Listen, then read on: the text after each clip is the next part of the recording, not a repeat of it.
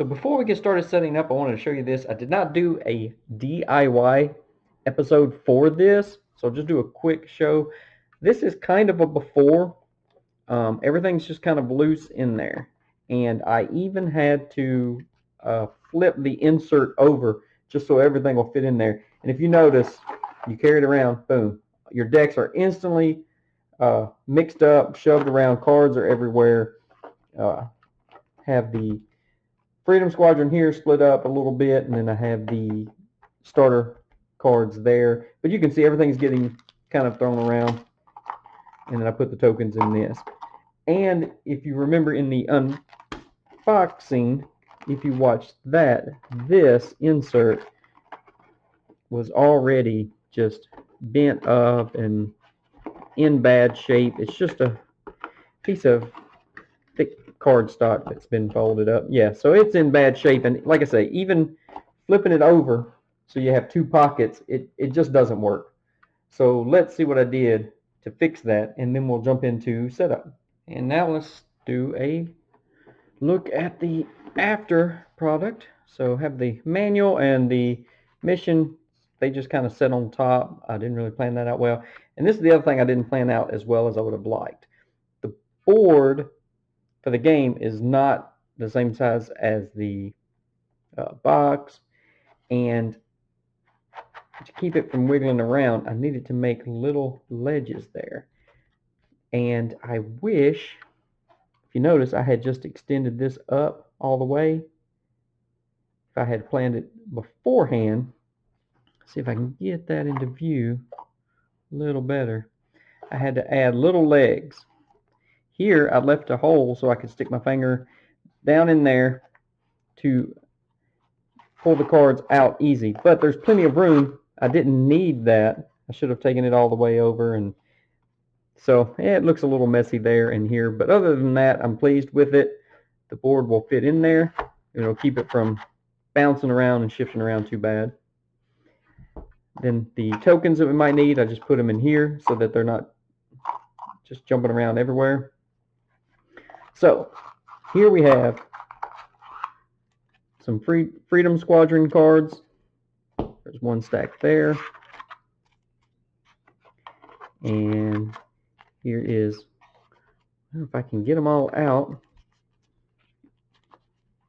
Here's another stack, and this is the starter cards. I don't have those sleeved for some reason. But commandos and recruits. So those are there. And then the rest are here. And there's, by separating them like this, they fill out the box pretty well, weight distribution, and I have plenty of room for any expansions if there should be any. So Venom support, I left this stack a little short so that this will fit in there no problem. So you have these, and we'll just combine those and mix them together. The dice and the little counter tokens, I just left them in their bags and made a compartment there. Venom leaders, events, and of course the reward cards. So everything is separated nicely, and we'll get a look at that. There you go. Quick, simple, easy, clean. So much better than what it was. So let's start setting up the game and getting ready to play. So I have the board setting on the table, and as you can see, it is a large board, or if you watched the unboxing. And I will try to zoom out for that in a moment once we finish setup. So I'm going to zoom in a little closer to show you what we're doing. These are the mission cards. These are what the Bow organization Venom is up to, and we're trying to stop them. Now if you notice, some of these will have a red line under the name. And I have noticed some weird things fading and such. If you see how dark that black is compared to this one, and even some of the text, I found a few little things like that. You might can see the difference between these three. how dark one of those is. I don't know if that has any significance. Perhaps they're trying to say, oh, this is a real hard one or something like that. I don't know. But these are supposed to be harder. So we're not going to start with those. And this is A World in Darkness. This is the recommended starter quest to get you familiar with the game. We're going to skip this one also. If you'd like to see this one and what it's about, you can check out the Gray Board Gamer. He did this one. So here are the others, the normal ones. You can see again a little bit of fading, but that's okay. And I even found like one or two minor spelling errors in the manual, but no big deal. So we're just going to mix it up, grab one at random, and it looks like we have Revenge of Venom.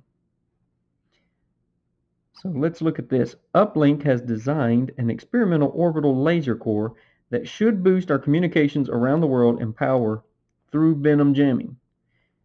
We've just discovered that Chameleon has infiltrated Freedom Bastion and stolen the prototype.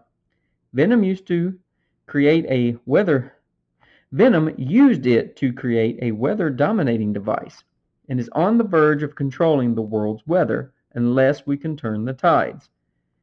So now we'll go through the setup for this specific mission. Don't know if I can get that into focus. Locate the Hydromaster Mark 5.9, the ion correlator, and the experimental laser core, and then randomly choose 11 other reward cards to make the reward deck. Then locate the Chameleon and randomly choose 13 other Venom leaders to make up the Venom leader deck. First, we're going to look at the rewards, and I have those here. Here is the reward deck, and we're going to randomly select 11 of the other rewards. Now, I'll explain what that means. You go through, these have a goldish yellow background and a briefcase symbol on the bottom. That means it is a mission specific quest item. And these have just a whitish silverish background, and it just says welcome. It has like this one says welcome to the Carnage Dome and stealth technology. So these are items, just basic generic items that you're going for. This is the other rewards. These are the specifics. So for instance, green control cube, blue, yellow, red.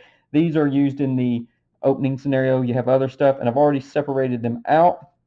So if we go to the back, we have the experimental laser core, the Hydromaster Mark 5.9, and the ion correlator. Okay? So this one here says the laser core was created as a means to speed up communications between countries, but it was discovered that it could have destructive purposes if used in the wrong hands. There we go. Okay. During the tactical phase, combat in any snowy region will give the combat leader an extra attack, and it's worth 3 victory points at the end. Now what that is if you play this with multiple people, you could try to go for the highest score so that you are if your team wins, you're the one that gets awarded special commendations from the UN. But in a solo game, it's not going to really be that important. So if these should come up, I'll go through them. But anyway, those are the 3 specific ones we need. The rest will go into the box. Then we'll just take these. We need 2, 4. Let's go in the middle. 5, 6, 7, 8, 9, 10, and 11. So the rest of those will go in the box. We will mix these in to form our reward deck for this mission. Now let's look at the Venom leaders.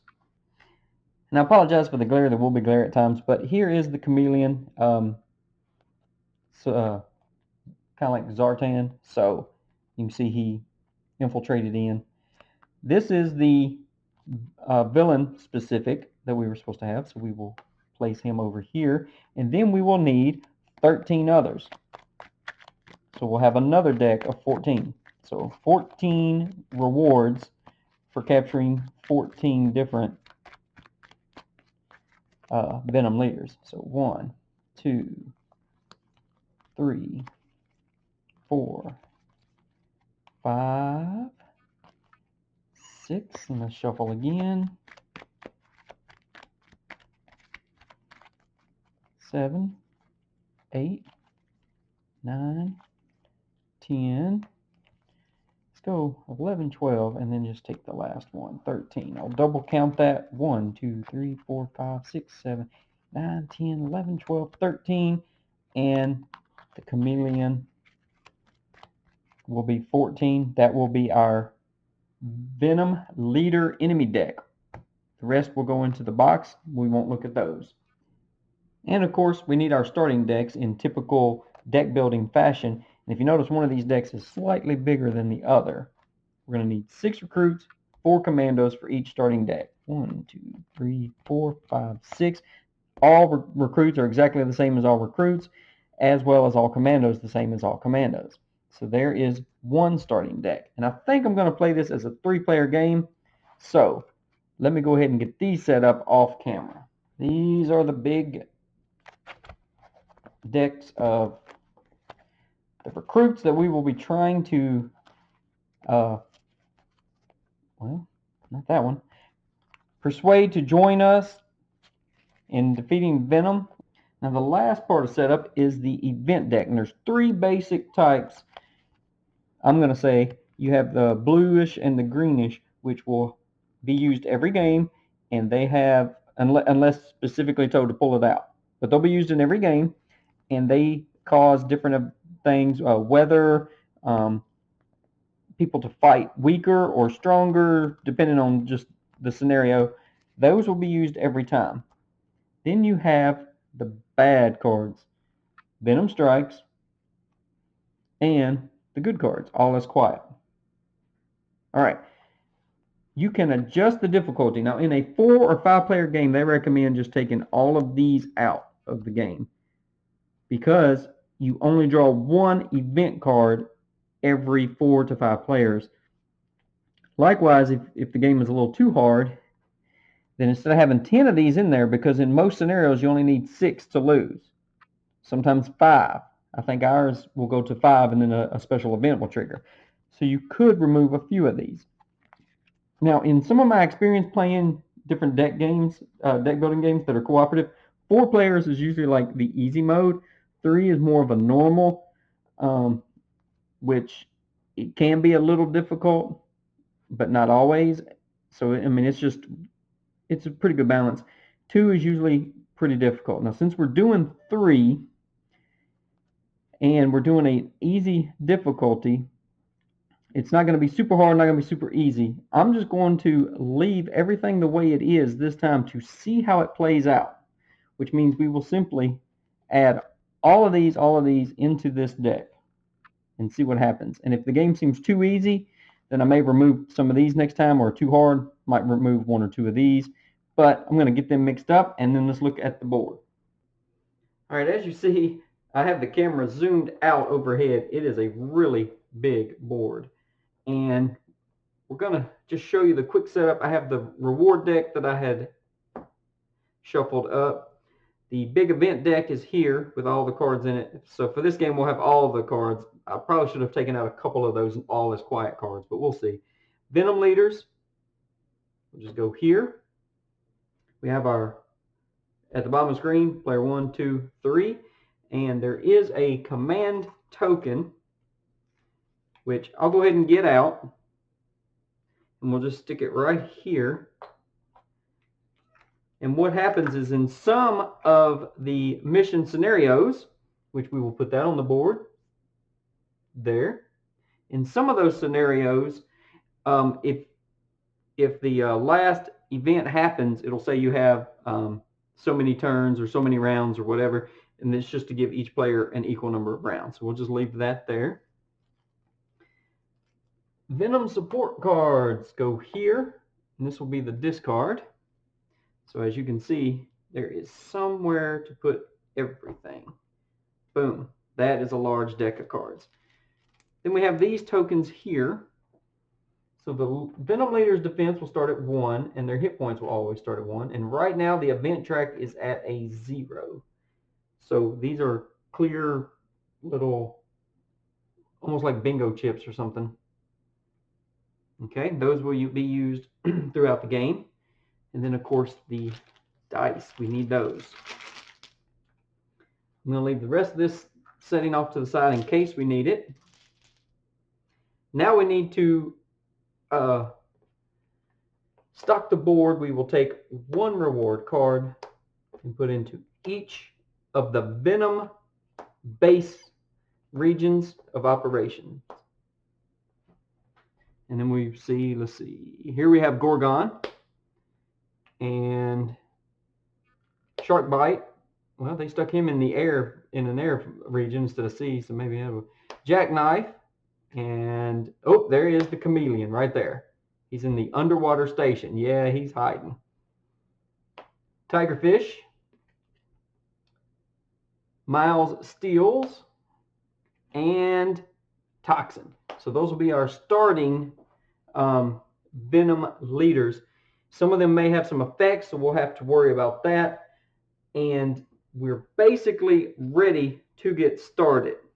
I have these decks shuffled. All right, so let's take a look at what's going on. Well, the first thing that's going to happen is right here, Shark Bite. I was talking about that.